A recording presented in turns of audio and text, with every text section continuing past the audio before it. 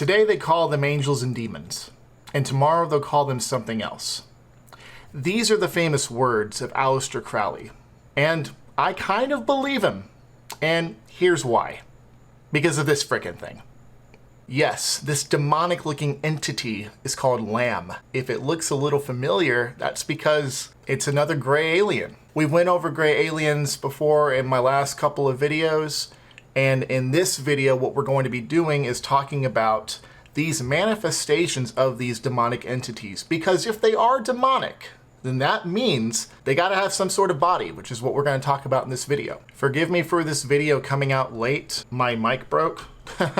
This thing right here, yeah, it malfunctioned somewhere, so it was a cheap one. All right, so I'm gonna be replacing the whole thing. I found something online that's less than 40 bucks and it has the whole set, and the reviews look fantastic. So right now I'm using this thing right here. It's attached to the camera and it's picking up everything in this room, so I haven't been able to record because my wife works third shift and she's usually sleeping right here. She gave me some time to do this, so do not forget also to hit that like button and subscribe, of course. But also, check out my merch in my merch store, also on my TikTok, also on my Facebook page and my Instagram page. And also, do not forget that I have my Patreon coming up and it's going to have exclusive videos on it. All right, seriously, enough of that. Keep in mind as well that Nordic aliens are a thing. These are the type of aliens that look like humans. Some of them don't pass very well. Some of them do. Most of them do. In this video, we're not going to be talking about like Nephilim. We're not going to be talking about hybrids or anything like that. We're going to stick to Nordic aliens and grays. This is kind of a continued version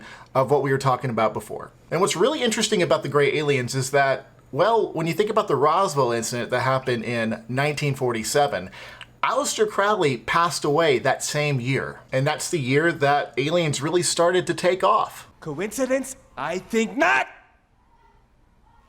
If Revelation 16 is speaking about these frog-like entities, and these entities are in fact demonic spirits that are also gray aliens, then we have to keep in mind that demons are very, very deceptive. According to this Area 51 caller on Art Bell's radio show, these things are deceptive. They do lie about themselves. And heads up, if you haven't heard this audio clip, it is very unsettling.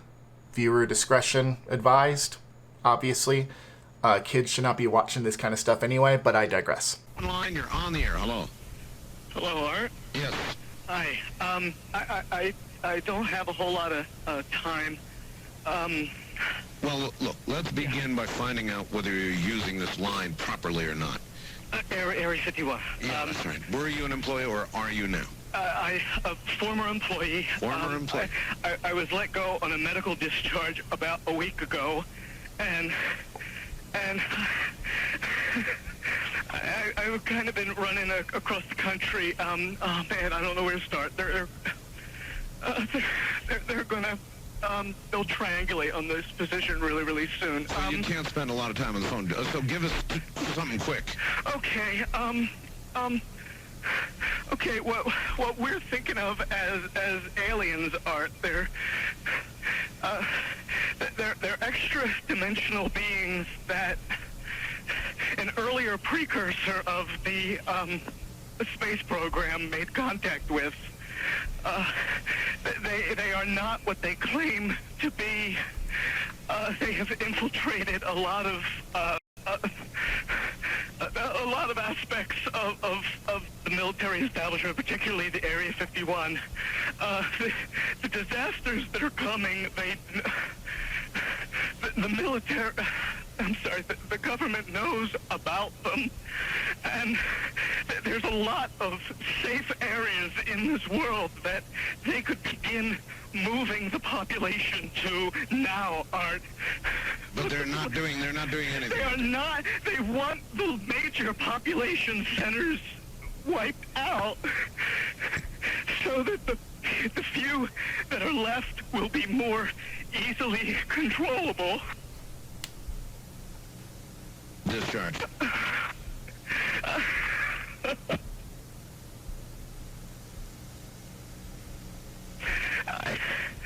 I started getting... He says that they're extra-dimensional or interdimensional beings, which implies that they are not aliens from some other planet. They're not an alien species from another planet. This seems to go along with Aleister Crowley and what he had said. So as you can imagine, interdimensional, they're kind of half in, half out, somewhere between heaven, earth, and hell. And so all of this brings us to today and what happened at the UAP hearing just a few days ago. Here's Congresswoman Nancy Mace questioning whistleblower David Grush at the hearing. Let's watch.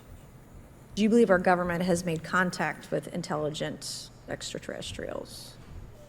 Something I can't discuss in public setting.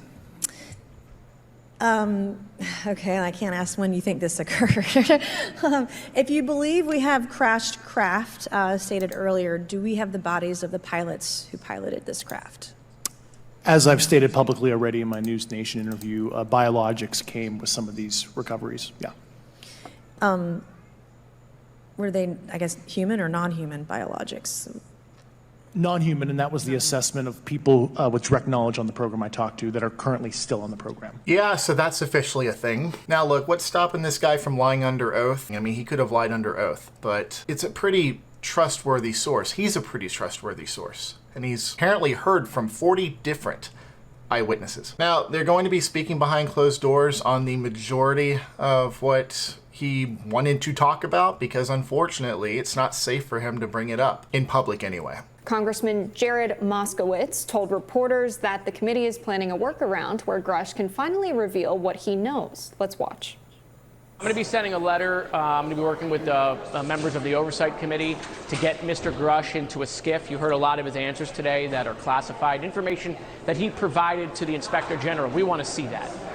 And so I think that's the next step here, is to get that information in a secure facility. So that's kind of where we are right now. Will we get to hear any of these answers? Maybe, hopefully, but probably not. I can imagine that we get any closer to this, that the government's going to start knocking on people's doors. These people turn up missing. You know, we can't get too close to the flames here. If this one Area 51 caller was right on Art Bell's radio show, if our government's working really close with these entities, then they know what they're doing. And I wouldn't doubt if there was some sort of shadow government responsible. I will post the link to the full UFO hearing down in the description below. I think it goes on for like 3 hours or something like that, maybe even longer. I'm not 100% sure. If any of you guys want to take a fine-tooth comb through it, go ahead. Feel free. If bodies are popping up at crash sites, how? Nordic aliens, I believe, would fall under the category of angels. And demonic entities, they would fall under the category of the Greys, or the creature like lamb. Do we have scripture as Christians to back this stuff up? Because that is where our truth is. God's truth, rather. Well, we can start with the Nordic aliens at least. This is 1 Corinthians chapter 15, verses 39 through 40. Not all flesh is the same. People have one kind of flesh. Animals have another. Birds another, and fish another. There are also heavenly bodies and there are earthly bodies. But the splendor of the heavenly bodies is one kind, and the splendor of the earthly bodies is another. Now, I've said this before. In Jude chapter 1, verse 7, I do believe that the phrase strange flesh is 100% in reference to heavenly bodies intermingling with earthly bodies. Also see Genesis 6, because that's happening there as well. The sons of God and daughters of men. We're not going to get into that in this video. But that still doesn't answer our question about the Greys, about Lamb. Let me be clear. When Aleister Crowley summoned this thing, it was a physical manifestation. He could go up to it and touch it if he wanted to. So how in the world can they do this? Well, demons are the ghosts of the Nephilim. And if the spirits in Revelation 16:13 are in fact gray aliens, then they don't have bodies. So why are these bodies popping up? Where are these bodies coming from? Well, I have a theory. And it's a wacky one.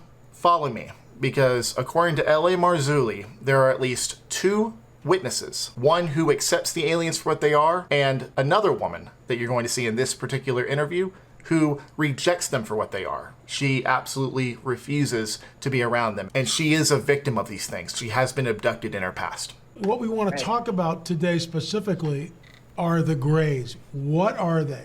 So Karen, thanks so much for watching. Really appreciate it. Or I should say thanks so much for coming on the record. You're welcome. Thank you for having me. Yeah, in your opinion, you know, what are the Greys? And before you answer that, let me just say this, that there is an abductee. Her name is Dolly. She's featured in Preston Dennett's sort of groundbreaking book. This woman, like you, Karen, has been taken at a very early age, but unlike you, she's never come out of it. In fact, in my opinion, it's the Stockholm Syndrome. She's siding with these entities. She's embraced them, and that's a 5-hour rabbit trail we can go down. But in the very, very beginning of the book, Dolly states that the Greys are stacked like chairs. You can stack them up like chairs, and that goes to our point. What do you think they are? It's funny because you also see that in the book Communion, where he talks about seeing them stacked in drawers. And my opinion, from my interactions with them, I believe that they are like an avatar. Yes. They are an entity, a suit made to hold a disembodied spirit. I will admit Avatar is an interesting choice of words. Predictive programming comes to mind when I think about that, but yeah, so although we don't have scripture to really back up the Greys, you start leaning into cloning and advanced alien technology, start leaning into all kinds of stuff. Also, these things tend to speak telepathically. They don't use their mouth. They have a very tiny mouth, but they don't use their mouth. And given how big their frickin' heads are, I'd say that they need that space to keep that big frickin' brain of theirs. I mean, after all, they are a hybrid. They're half human, half angel. Anyway, that's really all I wanted to share with you guys. Comment down below. Have you been abducted by these entities? Have you bumped into any of these Nordic aliens? I really want to start going deep into the rabbit trail of the spooky stuff. I want to start really digging into the paranormal because after all, God is supernatural. God is paranormal. All these things relate to God. All these things point to our Creator, our Lord Jesus Christ. Anyway, I got to go ahead and get off of here because it looks like dinner is ready. So I will see you on the next video. Take care and God bless.